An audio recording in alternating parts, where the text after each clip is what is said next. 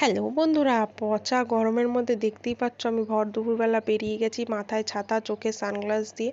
তো এই যে আমি চলে এসেছি আজকে আমার ক্যানিং সোনার বাড়িতে। এই যে ওদের বাড়ির দিকে হেঁটে হেঁটে হেঁটে হেঁটে যাচ্ছি স্টেশন থেকে। তো ওদের বাড়ি যাব বলে এই ভর দুপুরবেলা বেরিয়েছি। তো রাস্তায় বেশি কেউ নেই, 2-4 জন। যেহেতু দুপুরবেলা, আমার মতন তো আর কেউ পাগল না যে দুপুরবেলা রাস্তায় বেরোবে, তাও আবার এই গরমে। তো ওদের এদিকে রাস্তাটা এত সুন্দর, বেশ দেখতে দেখতে এগিয়ে গেলাম ওদের বাড়ির দিকে। তো ওদের বাড়ি এসেই দেখছি গাছে কত আম হয়েছে।